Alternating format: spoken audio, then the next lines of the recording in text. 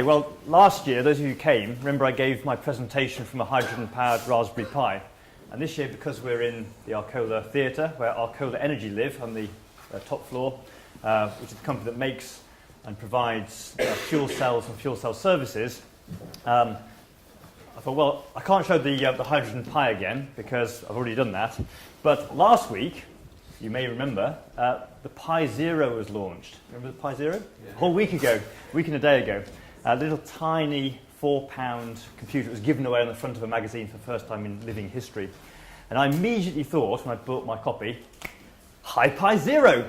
How about making a really tiny version of the Pi? So that was the Pi from last year, about this sort of size. Wouldn't it be cool if we could make it about the size of a curry box? That's in my mental image. So yesterday, while we were presenting, and while you guys were drinking beer for the first hour, I joined in later, I was working with Nick and Arlen from upstairs. I gave them a design brief. I said, can you make a hydrogen-powered Raspberry Pi to do my presentation from that fits inside the curry box? Well, I'm delighted to say they've vastly overachieved. That is Pi Zero. Let me just click it down. Oh, the other thing, because it's a Pi Zero, it's not very fast clock speed, so it takes ages to flip the slides. So, you didn't tell me that bit. So a big round of applause to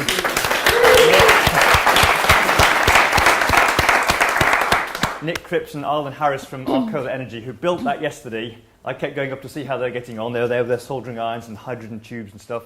And that is about that big. So it will fit in a curry box amply, but you fit two of them in a curry box. And I think it's just awesome. Okay, that's the Pi Zero, and it's feeding HDMI out straight into the projector. Okay, so our presentation comes from that. We only ran it for 5 minutes yesterday, so I don't know if it's going to make 20 minutes. We just have no idea. So world's first. Anyway, over to Laura for the actual presentation. Which has got nothing to do with hydrogen. Nothing at all. Right, so every time I make a cup of tea in my flat, my Kettle tweets to a private Twitter account at Ambient Kettle.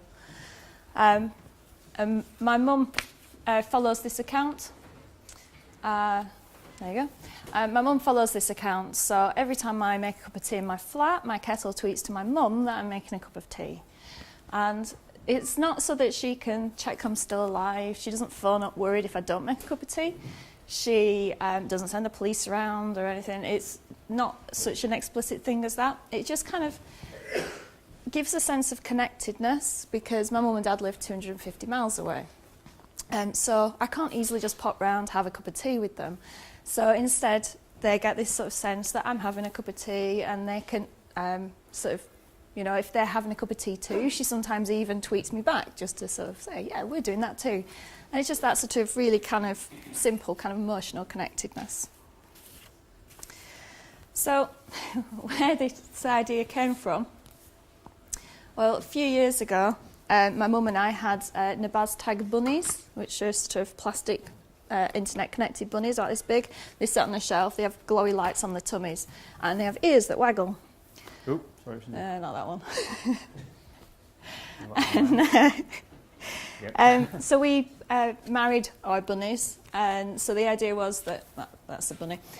So the idea was that whenever I moved the ear on my bunny, the matching ear would move on my mum's bunny automatically. And again, it was that kind of idea that, you know, I sort of have a little sense of what she's doing, or vice versa. And we kind of got to a point where we said that if both ears are down at night, it sort of means good night. We didn't do this all the time. It wasn't like before you went to bed you had to remember to do it. It was just on occasion, if you thought of it, you'd do it. And then the other person would know that they were being thought about. It's a similar sort of idea. Dr. Jane Wallace at Newcastle University, she did a similar sort of thing. She designs digital jewellery. And in this case, it was a pair of brooches. And a mother and a daughter would wear a brooch each. That when they were separate, if one of them was thinking of the other, she could just gently touch the brooch and the other person's brooch would buzz slightly. And that's it. There wasn't any kind of clever Morse code involved or anything. It was just this kind of, yes, she's thinking about me, and that's it. So it's this sort of brief feeling of communication and connectedness without having to sort of be really explicit. The sort of thing that if you were face to face, you would get without even thinking. So Andy and I got to thinking about it over a cup of tea. And a few years ago, me and my mum had done something similar with Andy's help, getting some Christmas lights flashing. So the Christmas lights in my tree would flash faster if the household energy consumption increased. Specifically, the red lights would flash if my energy consumption increased, and the green lights if their energy consumption increased. And the idea being you could kind of see what was happening in the household in a really subtle way. And that was all connected from current cost to MQTT and the cloud and all that sort of thing. So the problem was that it's not actually that easy to distinguish between two sets of flashing lights if one's going faster than the other. It's just loads of flashing lights. And also, you don't actually get this kind of sense of connectedness or emotional connectedness, really, from knowing that somebody else has put the washing machine on. So yeah, that wasn't a great success in that sense. But all of these attempts, the lights, the bunny, the digital brooches, they're all this attempt to kind of proxy a person with an object. So you kind of get this tiny little single bit of information about what's going on in that other person's life without having to make it explicit. And it would be fun if you had like a full-on semaphore for the rabbit ears or whatever, but it's not really necessary for what we're trying to do. So it's all about keeping it simple. So my parents joined Twitter a few years ago, and I subscribed to the notifications on my phone, and I found that at 7:30 every morning they would be waking up, having a cup of tea, sitting in bed, reading the news on their iPads, and then sharing any interesting articles. So I'd get this flurry of notifications to my phone. And I realised that kind of told me that they were awake. That didn't really matter. I didn't really care if they were awake or not, but it sort of did. So I had this sort of sense of what was happening at their house. And I knew this because when I was up there visiting, I'd sit around with them during the day at some point, have a cup of tea, we'd be looking at social media, sharing articles and things. And it was kind of a social thing, but it just meant that you could get that same sort of sense a little bit just by getting the Twitter notifications. So Andy and I wondered what it would be the remote equivalent of having a cup of tea with somebody. And that's where the Ambient Kettle came from. So 2 years on, my kettle is still tweeting.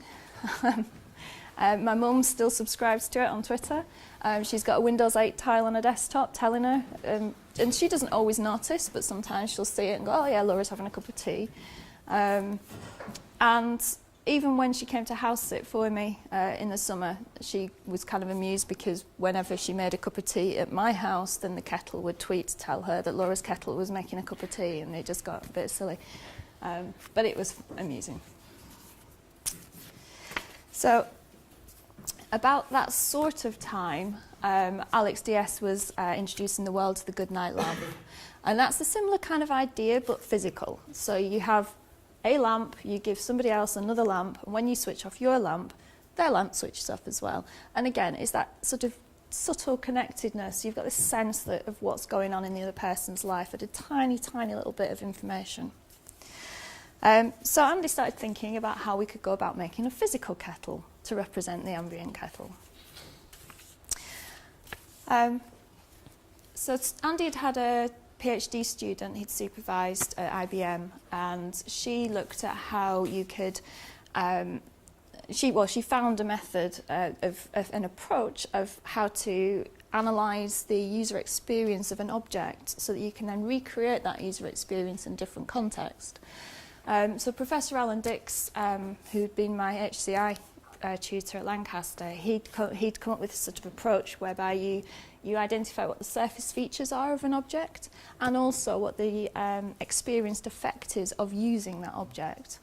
And Claire modified this into a more formal method of a design method and tested it.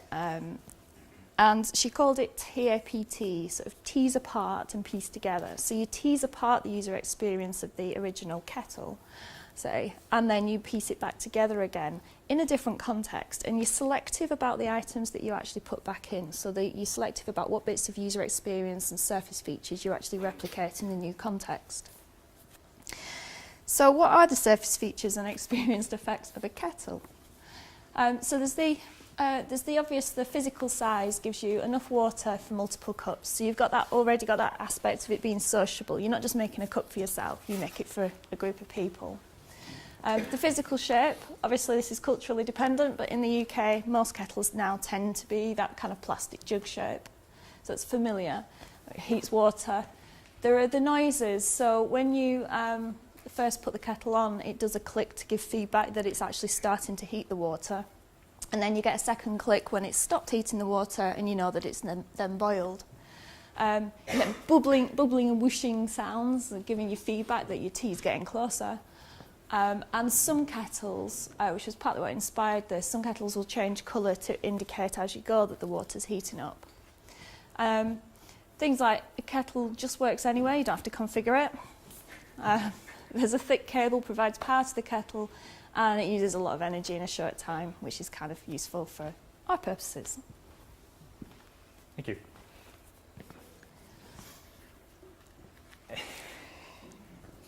Pi, you can do it. There you go.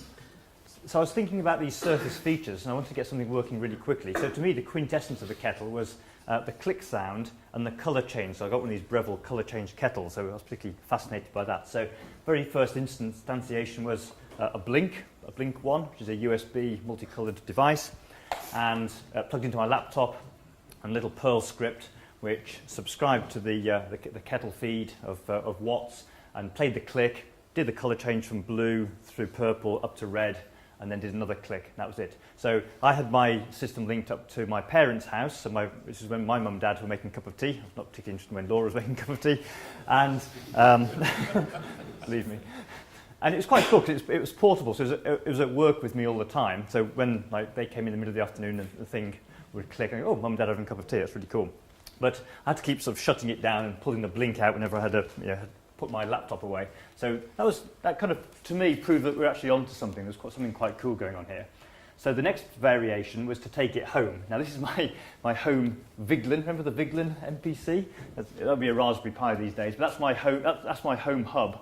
And so I installed it as a permanent installation at home. So I just copied the same files across to my home installation. So if I happened to be in my study at the time when they were having a cup of tea, you'd get the click, the colour change, and I'd know they were having a cup of tea. So that was in a fixed location. So that was a little bit more like a kettle, and a kettle's always in one place. It was linked by Ethernet, so we didn't have to do any Wi-Fi configuration. When I took it to a new place, you could just plug it into a socket. There's a lot of appeal of that. But that was still, didn't look much like a kettle. It was still sort of lacking quite a lot of that list of surface features.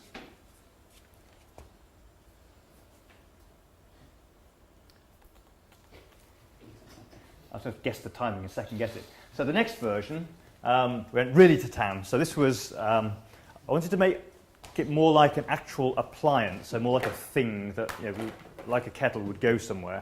So admittedly doesn't look much like a kettle, but nonetheless is portable. It's a Raspberry Pi. It's got a built-in speaker and amplifier, so it does the clicking sounds. I think it also does the whooshing sounds.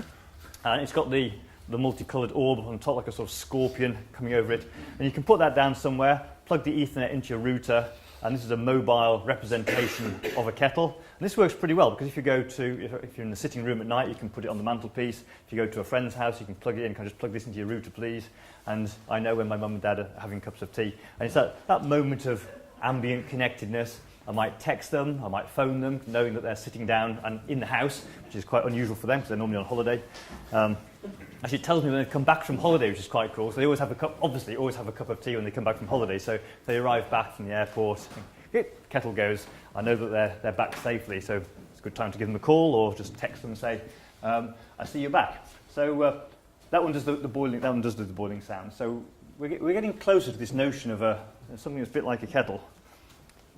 And it's not a sort of great reveal here because there's one sitting on the table, but just you can see how we're building up to this. This is so this is kind of the pièce de résistance. This is the ultimate. So thanks to a trip down to Toys R Us to find a plastic kettle. Actually, this one's quite a cool plastic kettle. It actually, when you press the button, it actually makes a sort of boiling sound, not a very good boiling sound. So it's got a speaker and an amplifier in the base. So it was already off to a good start. So this one inside has got the LED board, which is the Pi version of a multicoloured LED. It looks like it's full of water. It's got a plastic diffuser halfway up, and it's got black paper above it, so it actually looks like it's half full of water. So that thing of making a cup of tea for lots of people is represented there. It looks a lot like a kettle. It's got a big thick cable coming out of it. The connectivity is using GSM, so it's SMS. So again, you haven't got to configure your kettle onto your Wi-Fi before you can use it, which is a big plus. You don't want an Ethernet cable coming out of it, so SMS actually works rather well. So it is portable. You can put it literally anywhere. I just plug it in. I just unplugged it from my house, ran it briefly at Hursley 2 days ago, and running here today, and it works anywhere. And that to me is quite a lot like a kettle. And I think we can do a demo now. Now we've brought our private cloud with us.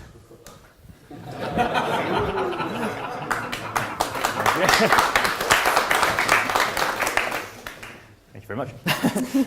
But think IBM IoT Foundation platform and Bluemix. Okay, that's just what I was thinking. Good.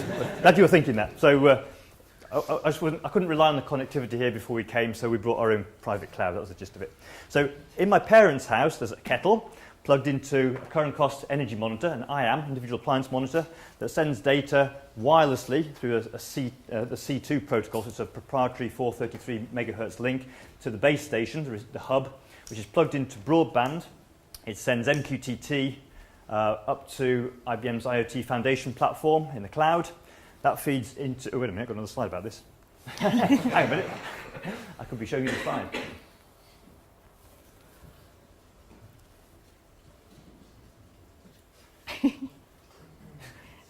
Oh, this is actually the... Okay. So see the sequence of lines at the top. So we've got the C2 protocol, goes to MQTT, goes to IoT Foundation, goes into Bluemix, goes into Node-RED, and then it uses Twilio, the SMS, third-party SMS service, to send a text to the kettle. Okay, that's the sequence of operations. I'll show you a quick peek into the cover. That's, if you take the lid off, is what you see. Raspberry Pi and the 3G dongle and the LED board out on an extension lead. The amplifier and the speaker are actually in the cavity underneath that Toys R Us conveniently provided for me. Big lump of Sugru there on the kettle socket, so it doesn't work loose.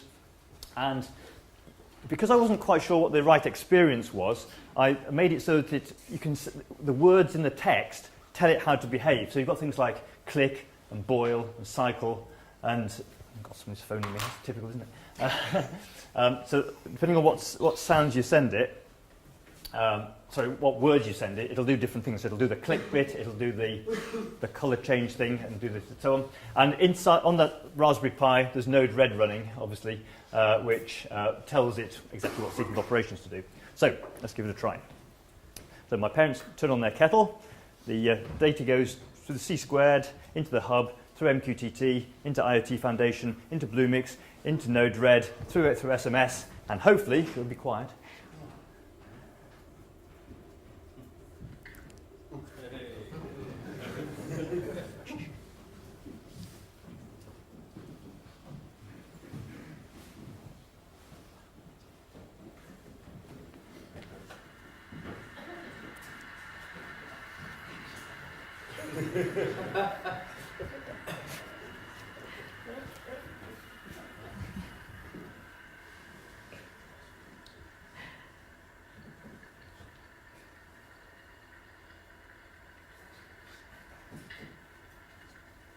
Thank you.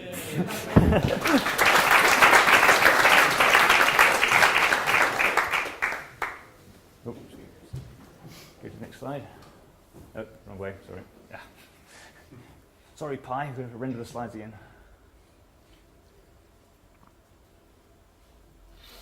Oh no, it's going the wrong way, stop. No. No. It's made a bit of a mistake. The kettle worked. No. No. What's it doing? It's going forward again. No, it's backwards okay, again. right. We're going the right way. We were. Kettle. Yeah. Yeah, okay. Stay with me. It's worth waiting for, honest. can just recap in your mind. Just think about surface features, ambient connectedness, that single bit of information conveying the fact that someone's having a cup of tea. I think, will it stop on the 101? Or is it just going to, oh.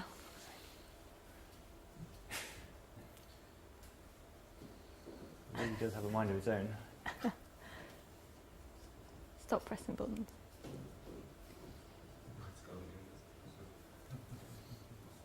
It's still going. Yeah. I have to talk really, really fast when the next slide comes up. Are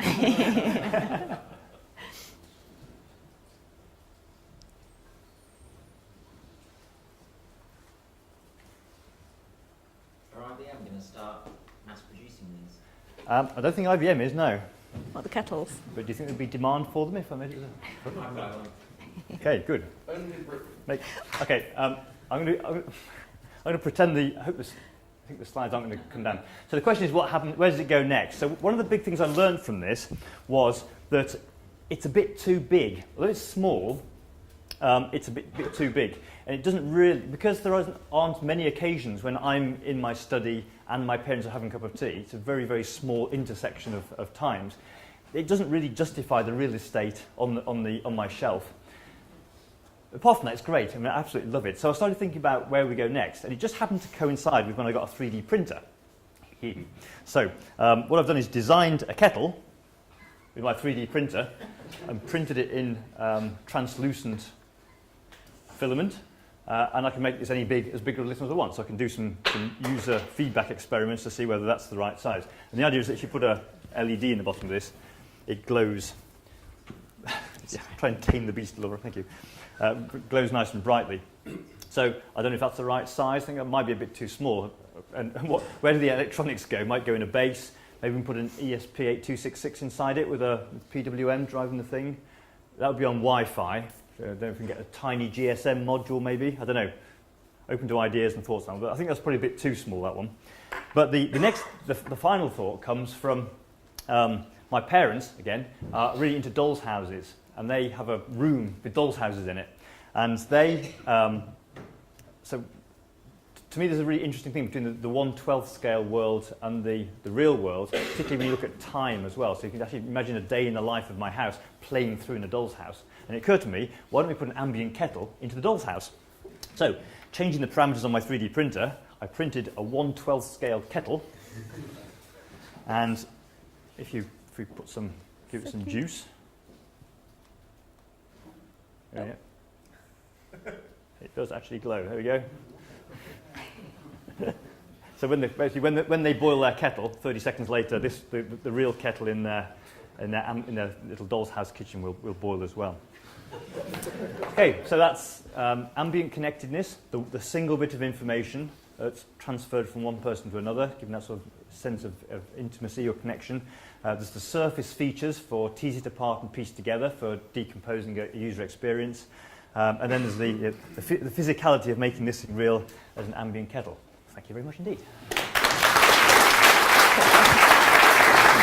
I pressed the skirts turned it. There is one more thing I just need to very quickly show you. If I can get this thing to stop. No, I think we're going to... Okay, very quickly. Okay, so I was going to show you a slide, but I won't. Last week was the Pi Zero. 2 days before that, on Tuesday, we achieved an incredible... So those of you who are fans... Okay, let's do the intersection. Raspberry Pis. Hey! Node-RED. Hey! Okay, imagine they came together. Node-RED and the Raspberry Pi. So from last Tuesday, in the Jessie build of Raspbian, Node-RED is there as standard. If you do menu programming, it's there on the list, Node-RED. So massive round of applause to Dave and Nick for making that happen.